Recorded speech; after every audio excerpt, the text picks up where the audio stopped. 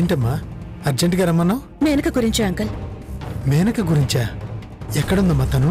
రుద్రవరం. జలజా, నువ్వేంటి ఇక్కడ? ఎక్కడికి వెళ్తున్నావు?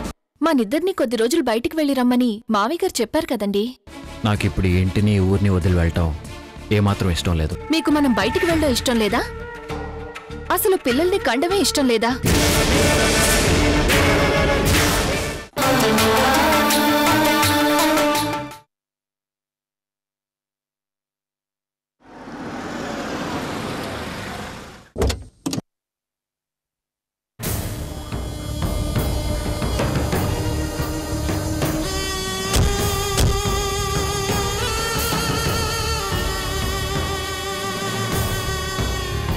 రండి.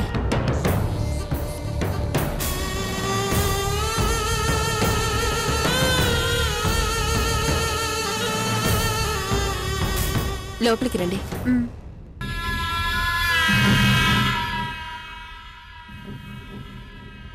మీరు కూర్చోండి.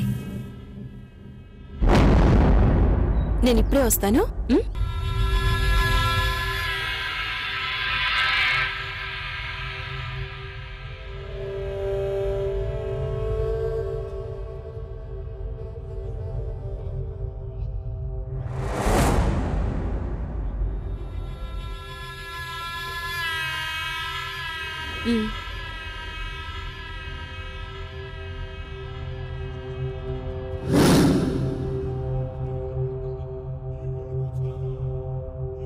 ఇప్పుడు చెప్పండి, ఎవరు మీరు? ఆ నారాయణకు మీకు ఏంటి సంబంధం? నువ్వు వచ్చినప్పటి నుంచి నేను గమనిస్తూనే ఉన్నాను. నువ్వు నారాయణని ఏదో అడగాలని ట్రై చేస్తున్నావు. అతనేమో నువ్వెవరో తెలియనట్టు నటిస్తూ తప్పించుకోవాలని చూస్తున్నాడు. అసలు మీరు శంకర్ సూర్యని ఎందుకు చంపాలనుకుంటున్నారు? శంకర్ సూర్యని నేను చంపాలనుకోవడం ఏంటి? నువ్వేం భయపడాల్సిన అవసరం లేదు. అతనంటే నాకు కూడా కోపమే. అతని మీద నీకు కోపం ఉన్నా లేకపోయినా నేను చెప్పే మాట ఒక్కటే, అతన్ని నేను చంపాలనుకోవట్లేదు. అసలు అతను ఎవరో కూడా నాకు తెలియదు.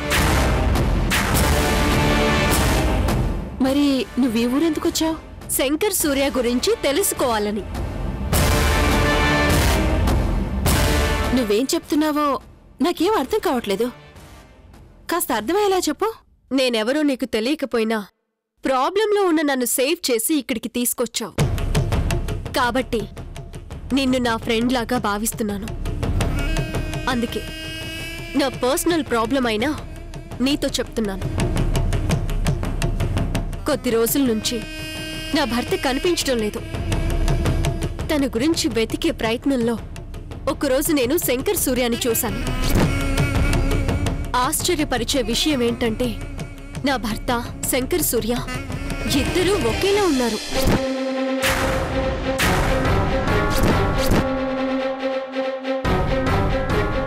అసలు నిజంగా శంకర్ సూర్య అనే వ్యక్తి ఉన్నాడా లేక నా భర్తే అలా పేరు మార్చుకొని నటిస్తున్నాడా అనే విషయం తెలుసుకోవాలని నేను ఈ ఊరొచ్చాను. అంతేగాని ఇంతకు ముందు నాకు శంకర్ సూర్యతో గాని ఈ ఊరితో గాని ఎటువంటి సంబంధము లేదు. శంకర్ సూర్యనే అనుకున్నాను. అతని పోలికలతో ఉన్న వ్యక్తి కూడా ఇష్టపడ్డ వ్యక్తిని బాధ పెట్టే రకమే అన్నమాట. అంటే శంకర్ సూర్య అంటే నీకు? గతంలో శంకర్ సూర్యని నేను ఇష్టపడ్డాను. ఆ విషయం తెలిసి కూడా అతను నన్ను కాదని వేరే అమ్మాయిని పెళ్లి చేసుకున్నాడు. అసలు ఆ అమ్మాయి ఏ విషయంలోనూ నా కాలి గోటికి కూడా సరిపోదు. అలాంటి అమ్మాయికి జీవితం ప్రసాదించాననే గొప్పతనం కోసం శంకర్ సూర్య ఆమెను పెళ్లి చేసుకున్నాడు. అప్పట్నుంచి నా మనసులో శంకర్ సూర్య మీద కసి కోపం పెరిగిపోయాయి. ఈ ఊర్లో శంకర్ సూర్య మీద ద్వేషం ఉన్న ఏకైక వ్యక్తిని నేనే కావచ్చు. మిగతా వాళ్ళందరూ అతన్ని దేవుడితో సమానంగా చూస్తారు. కాబట్టి నీ అనుమానం తీరేంత వరకు నువ్వు నా ఇంట్లోనే ఉండొచ్చు. కానీ నీ మీద ఏమాత్రం అనుమానం వచ్చినా మనిద్దరికీ ప్రమాదమే. ఆ విషయంలో మాత్రం నువ్వు చాలా జాగ్రత్తగా ఉండాలి. నీకు ఏ సాయం కావాలన్నా నేను చేయడానికి సిద్ధమే. చాలా థ్యాంక్స్. నువ్వు చేసిన హెల్ప్ని ఎప్పటికీ మర్చిపోలేను. అసలు ఇంతకీ నీ పేరు చెప్పనే లేదు? మంజరి. మరి నీ పేరు? జలజ. ఇప్పటినుంచి మనిద్దరం ఫ్రెండ్స్, ఓకేనా? ఓకే.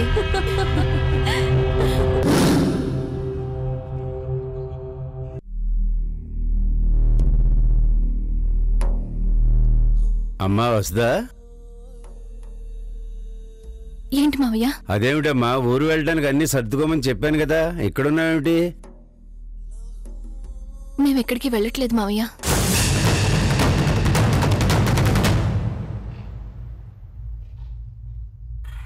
ఏంటమ్మా నువ్వు చెప్పేది? అసలు ఏమైందమ్మా? ఏం కాలేదు మావయ్య. నాకే ఎక్కడికి వెళ్ళాలనిపించడం లేదు.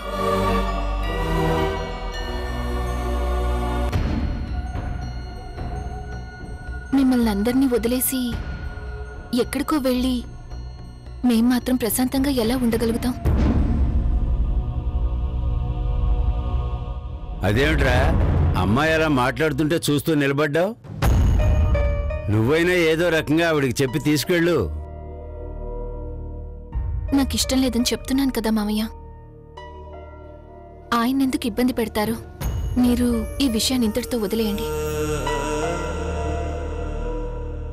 ఏమిట్రా శంకరిది, మీ ఇద్దరు ఎక్కడికైనా బయటికి వెళ్ళి ఆనందంగా గడిపొస్తారనుకుంటే అమ్మాయి ఏంటి ఆఖరి నిమిషంలో ఇలా చేసింది? వసుధ పేరుకు నా కోడలే గాని నేనెప్పుడూ తను అలా చూడలేదురా. కూతురులాగానే చూశాను. వసుధ కన్నీళ్లు పెడితే నేను చూడలేనురా.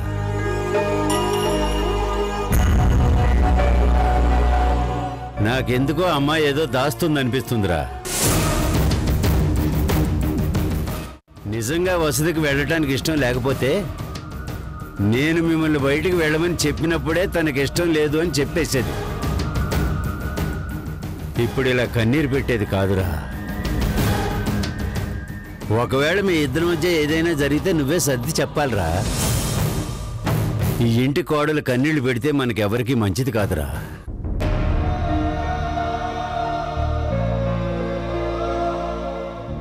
ఏందన్నా ఇది? మీరు పోవడానికి అన్ని ఏర్పాట్లు చేసిన, బండి కూడా మాట్లాడినా, మరి వదిలేందన్నా ఇట్లా చేసింది?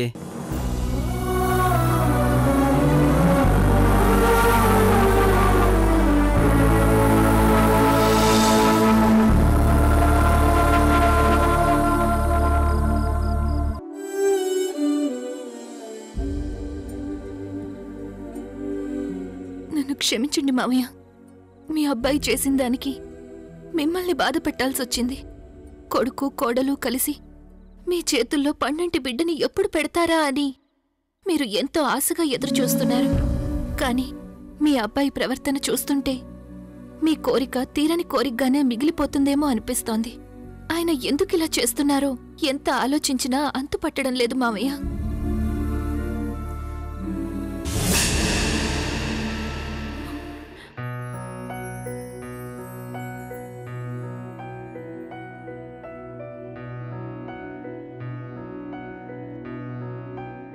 ఏంటి వస్తాయిది? ఇంత చిన్న విషయానికి అంతలా బాధపడిపోతున్నావు? ఊరు వెళ్ళటం వద్దన్నంత మాత్రాన ఇలా దిగులు పడిపోతే ఎలా చెప్పు? ఇది మీకు చిన్న విషయమే కావచ్చండి. నాకు సంబంధించినంత వరకు ఇది చాలా పెద్ద విషయం. అయినా ఇందాక నాన్నతో అలా ఎందుకు చెప్పావు? ఊరు వెళ్ళటం వద్దని చెప్పింది నేనైతే నీకే ఇష్టం లేదు అన్నట్టు ఎందుకు చెప్పావు? కావాలని అలా చెప్పానండి. మావయ్య గారు మీకు మీ మాటలకి చాలా విలువిస్తారు. తన కొడుకు ఎవరిని నొప్పించేలా ప్రవర్తించడని ఆయన బాగా నమ్ముతున్నారు. ఆ నమ్మకాన్ని చెరిపేయడం ఇష్టం లేక నేను మావయ్య గారితో అలా చెప్పానండి. వెళ్ళడం ఇష్టం లేదని చెప్పింది నేనంటేనే ఆయన చాలా బాధపడ్డారు. అలాంటిది మీరే వద్దన్నారని తెలిస్తే ఆయన ఇంకా ఎంతగా బాధపడి ఉండేవారో నేను ఊహించగలను. తన కొడుకు తన వంశానికి వారసునిస్తాడని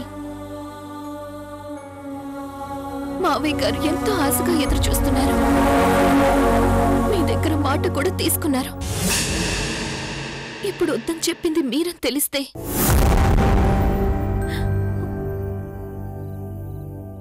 ఆయన మిమ్మల్ని అపార్థం చేసుకునే అవకాశం ఉంది.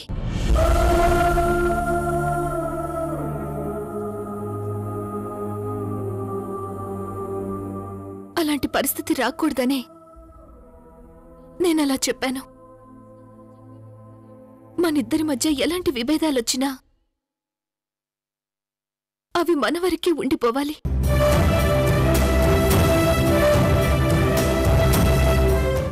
మావయ్య గారి వరకు వెళ్ళడం నాకిష్టం లేదండి.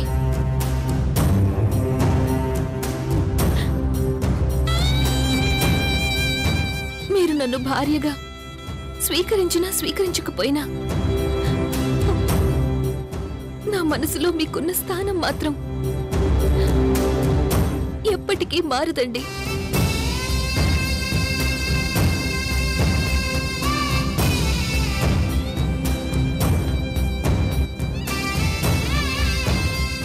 మీ భార్యగా మీరు చెప్పిన పని, మీకు నచ్చిన పని చెయ్యడం నా ధర్మం. మీకు నచ్చని పని నేనెప్పటికీ చెయ్యనండి. కానీ ఒక్క విషయం మాత్రం నాకు అర్థం కావడం లేదండి. మీరు నన్ను భార్యగా ఎందుకు అంగీకరించలేకపోతున్నారో ఎంత ఆలోచించినా అర్థం కావడం లేదు. మీ విషయంలో నేనేదైనా తప్పు చేసుంటానేమో తెలియదు కానీ దానికి ఇంత పెద్ద శిక్ష విధిస్తే భరించడం నా వల్ల కాదండి.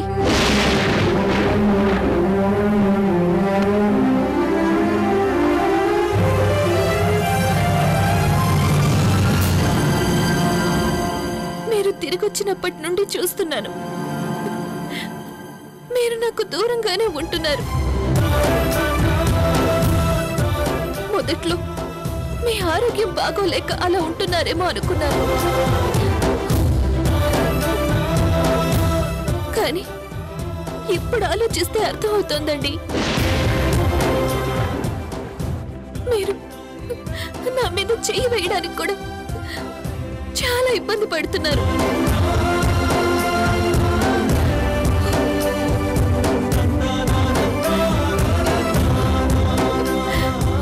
నన్ను ఒక పరాయిదారులాగా చూస్తున్నారు.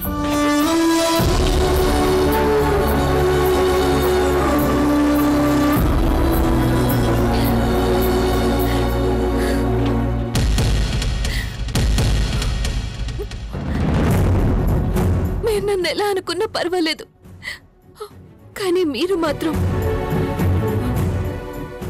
నా భర్త.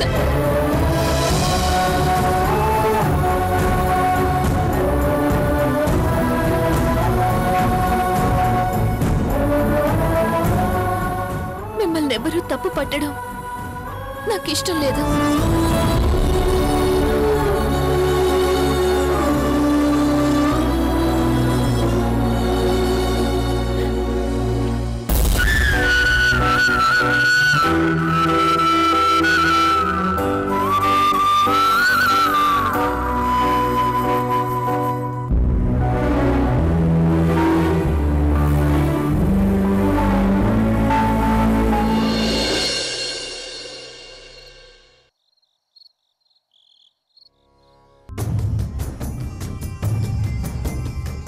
చూడు జలజ, నీ అనుమానం ప్రకారం నీ భర్త శంకర్ సూర్య ఒక్కరైనా కాదా అని తేలాలంటే ముందు వాళ్ళిద్దరికీ ఉన్న తేడా ఏంటో మనం తెలుసుకోవాలి.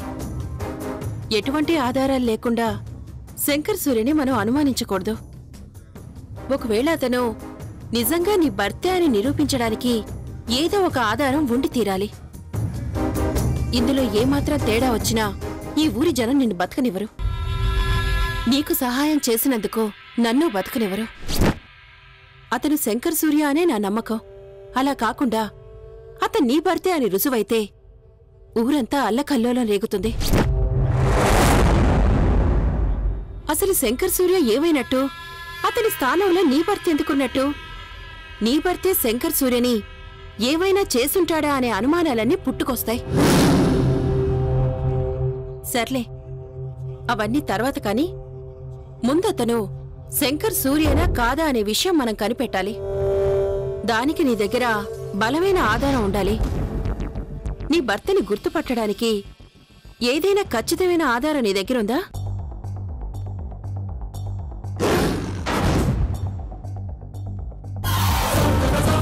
అతని ప్రవర్తన పరంగా కాని శారీరక పరంగా కాని ఖచ్చితమైన గుర్తులేమైనా ఉన్నాయా?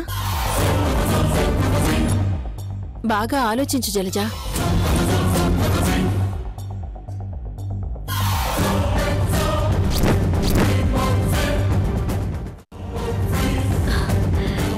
ఎస్, గుర్తుకొచ్చిందా? నా భర్త కుడి భుజం మీద శివలింగం మచ్చుంటుంది మంజరి. నిజంగానా? అవును, నాకు బాగా గుర్తు. ఒకవేళ శంకర్ సూర్య కుడి భుజం మీద ఆ మచ్చుంటే అతను ఖచ్చితంగా నీ భర్తే. వీలైనంత త్వరగా మనం ఈ విషయం కనిపెట్టాలి మంజరి. నీ భర్త కోసం నువ్వు పడే ఆరాటం చూస్తూ ఉంటే నాకు ఈ విషయాన్ని తొందరగా తేల్చేయాలనిపిస్తుంది. కానీ అది నువ్వు అనుకున్నంత ఈజీ కాదు జలజ. డైరెక్ట్గా అతనింటికి నువ్వు వెళ్ళలేవు, నేను వెళ్ళలేను. ఈ విషయంలో మనం ఊళ్ళో వాళ్ళ సాయం కూడా తీసుకోలేం. ఎందుకంటే ఈ ఊళ్ళో అందరికీ శంకర్ సూర్య అంటే అభిమానం. అతన్ని మనం అనుమానిస్తున్నామని ఏ ఒక్కరికి తెలిసినా మనల్ని ఆ క్షణమే చంపేస్తారు. కానీ ఈ విషయం తేల్చుకోకుండా నేనిక్కడి నుంచి వెళ్ళను. నువ్వే ఏదో ఒక రకంగా నాకు సహాయం చేయాలి మంజరి. మనం తొందరపడకుండా జాగ్రత్తగా ఆలోచించి ప్లాన్ చేసి విషయం తెలుసుకోవాలి. అంతవరకు నువ్వు కాస్త ఓపిక పట్టాలి. నా భర్త నాకు దక్కుతాడంటే ఎన్ని రోజులు వెయిట్ చేయడానికైనా నేను సిద్ధం.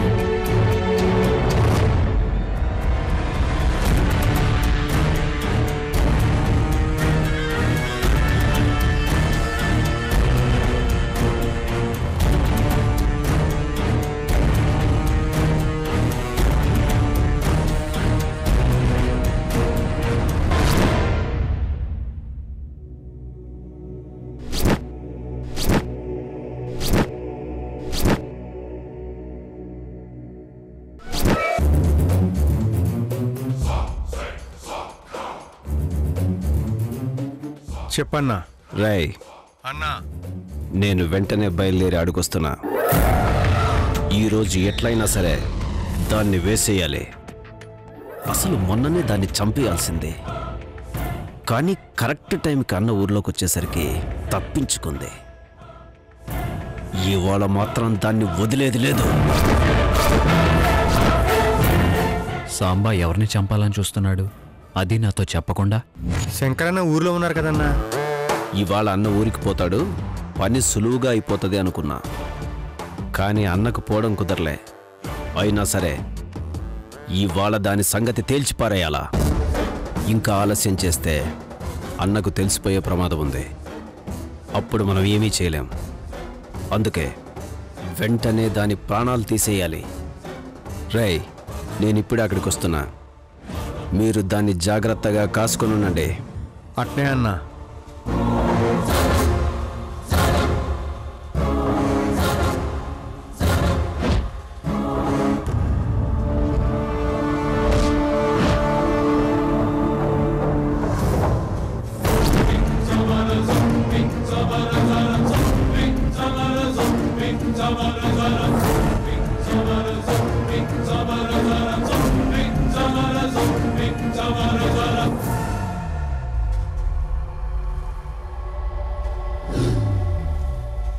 నాకు తెలియకుండా సాంబా ఎవరినో చంపాలని చూస్తున్నాడేంటి?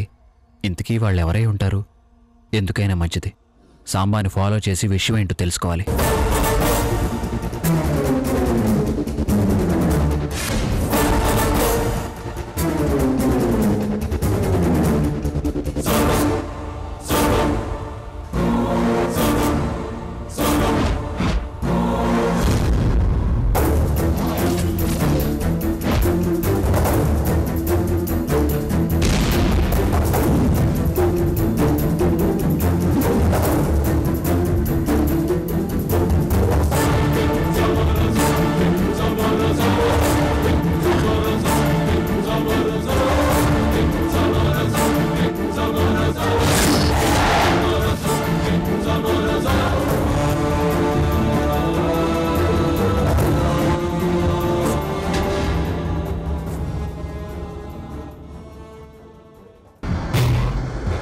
డీజిల్ ట్యాంక్ ఓపెన్ చేయండి రా.